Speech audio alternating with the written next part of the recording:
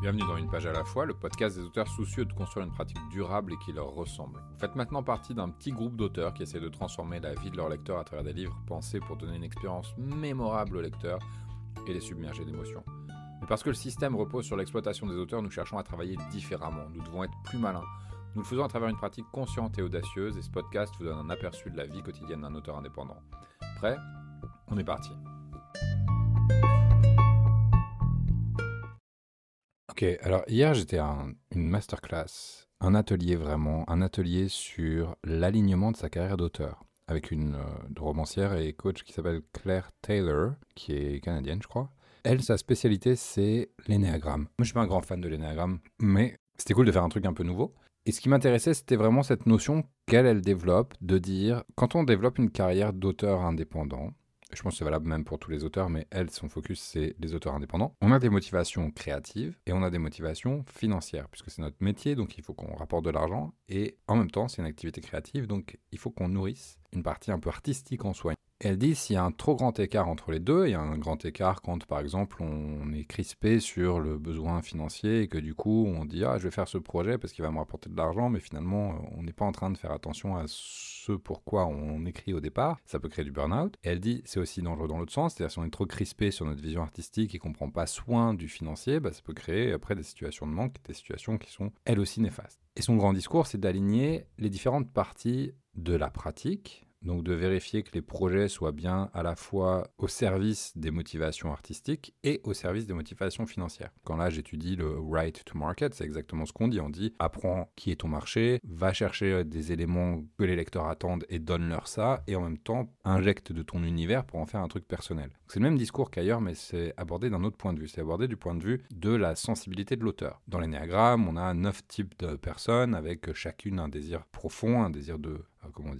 essentiel et une peur essentielle, et les comportements et les décisions de chacun des individus sont déterminés soit parce qu'elles vont vers leur désir, vers la réalisation de leur désir, soit parce qu'elles leur permettent d'éviter ou de neutraliser leur peur. Et elle dit à partir d'une étude de soi, à partir de la connaissance de son type d'énéagramme, c'est là où moi je suis pas forcément fan, mais peu importe, à partir de la connaissance de soi, on va choisir des projets qui nourrissent effectivement notre désir essentiel et en même temps neutralisent la peur qu'on a. Par exemple, il va y avoir un type dont la motivation principale, ce sera d'aider les autres, d'être au service d'eux. On va choisir des projets qui seront chargés de, probablement de la non-fiction, probablement des trucs comme ça. Et la peur, par contre, ça va être de... Je sais même pas quelle est la peur de ce type-là, mais il va y avoir une peur sur un autre type, ce sera d'être insignifiant. Et dans ce cas, on va faire en sorte de faire des projets ou choisir des activités qui nous éviterons d'être insignifiants. Et ça se fait de manière inconsciente, et l'idée c'est de ramener le plus de conscience possible dans le processus, dans le choix des projets. Là où ça m'intéresse encore plus, c'est qu'elle va plus loin. Elle dit, pour avoir vraiment une pratique super épanouie, ce qu'on va faire, c'est qu'on va en plus s'inspirer de notre typologie, de notre sensibilité d'individu, je préfère le formuler comme ça, pour choisir le type d'histoire qu'on va raconter, pour choisir le type de protagoniste qu'on va mettre en scène, pour choisir les thématiques qu'on va aborder, et pour choisir notre manière de nous présenter dans le monde. Donc en fait, plutôt que de laisser l'histoire comme ça, par magie et inconsciemment dicter qui sont les personnages, ce qu'on va faire, c'est qu'on va faire en sorte que nos personnages incarnent des facettes de notre personnalité. Ou en tout cas, soient animés par une logique interne qu'on peut comprendre parce qu'elle est proche de la nôtre. Elle dit on peut très bien faire des personnages qui ne sont pas animés par la même logique interne que la nôtre, mais ce sera plus difficile et ça demandera d'être attentif à pas projeter sur des personnages qui sont censés être différents une logique qui est la nôtre. C'est ce qu'on voit quand on fait un personnage et que tout d'un coup le personnage parle avec la voix de l'auteur et pas avec sa propre voix. Je me souviens, ça m'est arrivé dans Semaine Paire. À la fin, l'héroïne, elle a une réflexion sur sa vie et une bêta-lectrice m'a dit attention, là, c'est toi qu'on entend, c'est pas l'héroïne. Ça fonctionne pas dans sa logique à elle, dans sa cohérence interne. Donc j'ai modifié le passage pour que ce soit plus harmonieux, pour que ce soit plus relié au personnage. Donc on a ce truc-là. De toute façon, quand on crée un personnage, on a besoin de rentrer dans la logique du personnage et ça demande, plus le personnage va être éloigné de nous, plus ça va nous demander un effort conscient, d'attention, de bien veiller à ce que on projette pas des choses sur les personnages. Donc il y a cet aspect-là comment je vais choisir un protagoniste dont le conflit va permettre de mettre en lumière les peurs et les désirs que je connais bien. Et là où c'est intéressant, c'est qu'on peut se dire, en fait, pour que mon écriture soit la plus riche possible, c'est intéressant pour moi d'apprendre tous les néagrammes et de prendre des personnages qui sont dans tous les néagrammes. Et en fait, ce qu'a suggéré Claire Taylor hier, c'était de dire les lecteurs ont besoin de personnages sur tout le spectre de l'énagramme. Et pourquoi s'embêter à aller créer des personnages que tu connais pas, alors que tu es très familier de ton mode de fonctionnement et que tu peux le mettre en scène. Enfin, ça rejoint une réflexion que j'ai régulièrement qui est de dire notre boulot d'auteur, là, pas dans le fait de créer les histoires, mais dans le fait de dépolluer notre pratique. Une partie du travail, ça va être de nous libérer, ça rejoint ce que je disais hier sur l'autocensure, de libérer les craintes qu'on peut avoir autour de ce que les lecteurs vont penser, de ce que les lecteurs peuvent attendre de nous. Et d'accepter qu'on soit suffisant. Vous êtes suffisant, vous avez assez d'éléments en vous, de connaissances du monde, d'expérience du monde, pour raconter des histoires qui sont intéressantes pour vos lecteurs. Mais comme vous avez toutes ces attentes qui ont été construites par la lecture, par l'écoute de théories, par les films et les livres que vous avez lus, qui ont nourri votre curiosité d'autre chose que de vous. Et comme on a tous un petit peu une couche de sentiment d'insuffisance, on a tous une partie de nous sur laquelle on n'a pas une très grande estime, des choses comme ça, on a tendance à vouloir compenser ces parties-là et à les masquer et à vouloir surcompenser même parfois avec d'autres choses. Or, je pense que plus on va être dans l'acceptation de qui on est et plus on va être dans la faculté à partir de soi pour raconter des histoires qui sont pour le coup singulières et uniques parce qu'elles racontent notre expérience du monde, tout en gardant en tête qu'il faut qu'elle reste intéressante pour le lecteur. Donc on va continuer à penser au genre, on va continuer à penser aux tropes, on va continuer à penser à la structure, on va continuer à penser à incarner la narration. Toutes ces choses-là, évidemment, restent valables. Mais le fond, plus on va baser le fond sur quelque chose qui est unique, à savoir notre expérience du monde, plus ce sera enrichissant, ou riche en tout cas, pour le lecteur. Donc il y a cet aspect-là. Après, il y a l'aspect des thématiques. Bon, les thématiques, ça c'est un truc que je travaille beaucoup et donc j'ai pas eu de grand flash de lucidité quand elle a travaillé sur les thématiques. Donc en gros, tu vas prendre tes 3 thématiques récurrentes, celles qui sont importantes pour toi. Et elle, ce qu'elle fait, c'est qu'elle te pose la question de savoir quelle serait une thématique qui serait importante pour la société, quelle serait une thématique qui serait importante, je crois, pour la culture et quelle serait une thématique qui serait importante pour toi ou pour ton lecteur. Attends, j'ai mes notes sous les yeux. Voilà. Quelle serait une thématique qui serait en lien avec les événements actuels du monde? Parce que ça, c'est un bon moyen de surfer sur l'actualité pour sortir des bouquins qui ont une chance de capter l'attention des lecteurs parce que justement, il y a une corrélation avec ce qu'ils sont en train de vivre. Quelles seraient les thématiques qui seraient les plus ou la plus dans toutes les thématiques que vous pouvez vouloir explorer? Quelle est la thématique qui est la plus pertinente pour votre culture? Et quel est le sujet auquel vous pensez le plus souvent? Et elle, ce qu'elle ajoute, c'est qu'elle dit on va prendre aussi l'énéagramme pour regarder les thématiques récurrentes des différents types dans l'énéagramme. Bon, ça, vous en faites ce que vous voulez.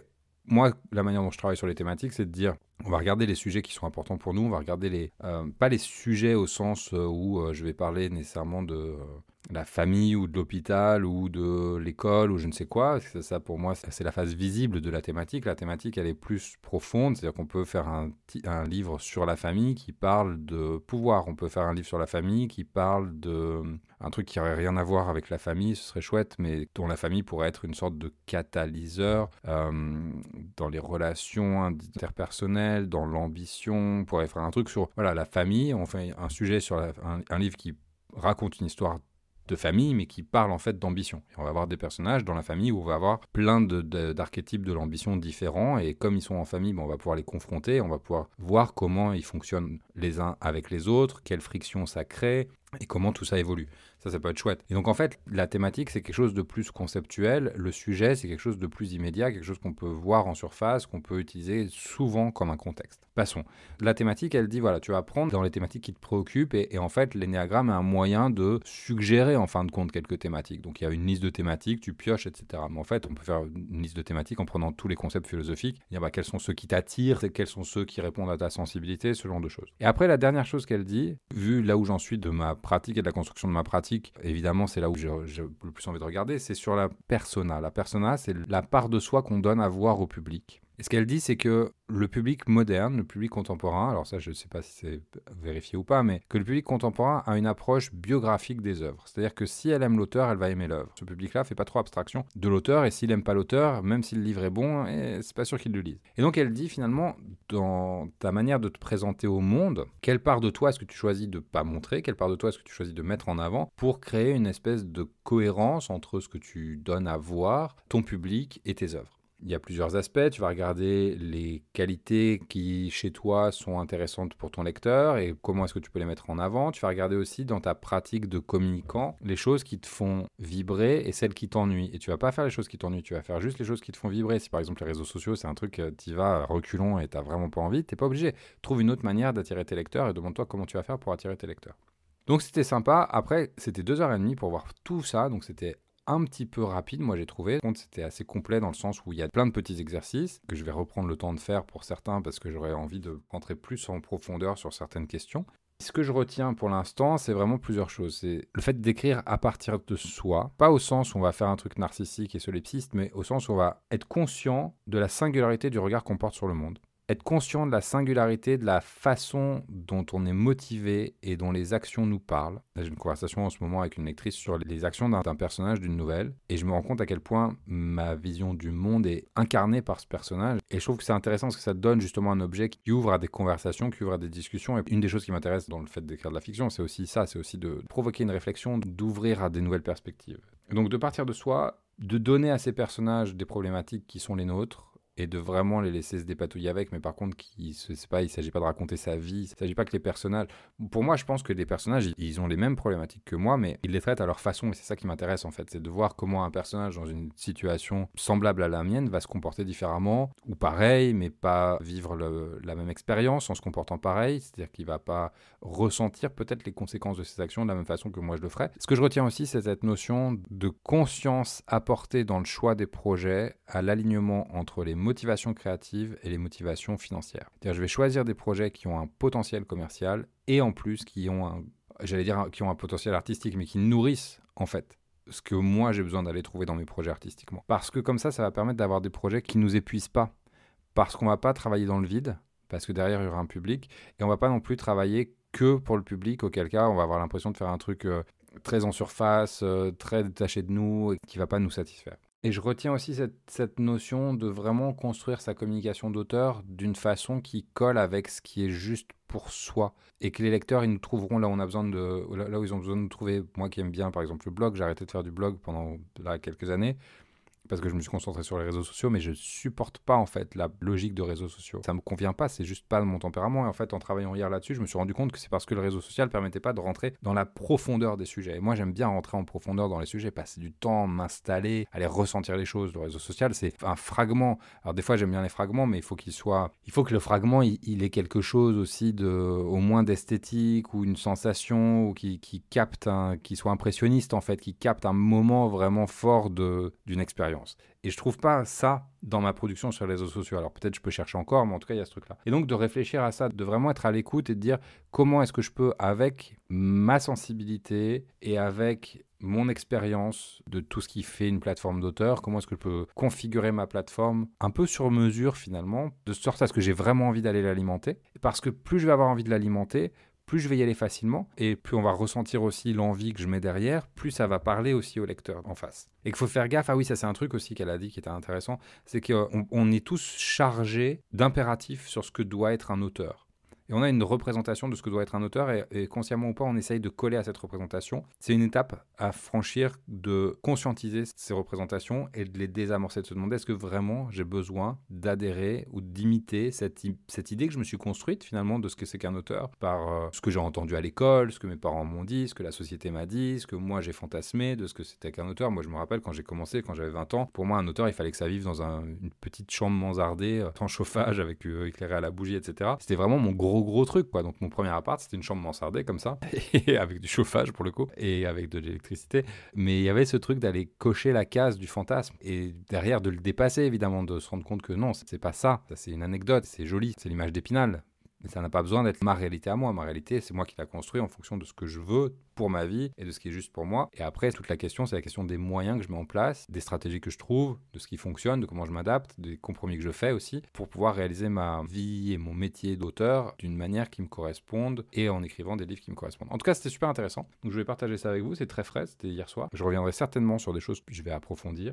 Et sur ce, je vous dis à demain. N'hésitez pas à partager le podcast, à vous abonner, à liker, enfin tout ce qu'il faut faire sur les plateformes de podcast. Je n'ai pas encore trop regardé ça dans le détail. Là, je répète simplement ce que j'ai entendu dire ailleurs. Et pensez qu'il reste encore quelques places pour le stage de nouvelles qui aura lieu les 21 et 22 janvier en visio dans l'après-midi. Donc si vous êtes au Canada, ça fonctionne pour vous aussi. J'ai quelques personnes qui m'écoutent du Québec. Ce sera chouette parce qu'on va bosser vraiment sur vos projets. Vous venez, même si vous n'avez pas de projet. Si vous avez un projet, on va commencer à travailler d'entrée de jeu sur le projet. Si vous n'en avez pas, les 2-3 premières heures vont être consacrées au fait de faire naître un projet. Et de toute façon, ce stage, ce qui est intéressant, c'est qu'on vient avec une idée. Et à partir de l'idée, vous construisez petit à petit et vous voyez naître l'histoire organiquement. La raison pour laquelle on fait comme ça, c'est parce que derrière, ça vous permet aussi de développer votre méthodo de conceptualisation de projet, et de vous approprier la structure et de vous approprier après derrière tout ce qui vient, une fois qu'on a la structure, la narration et comment je mets en scène et comment je trouve des idées pour nourrir mes scènes et ainsi de suite. Donc en tout cas, c'est 21 et 22 janvier, c'est dans une semaine et demie là maintenant. Il reste quelques places. Les infos, vous allez sur anaëlverdier.com/nouvelle au singulier. Il n'y a pas grand-chose, j'ai mis juste un petit paragraphe, mais après il y a un lien, et quand vous cliquez sur le lien, ça vous amène sur la page de description plus détaillée du stage.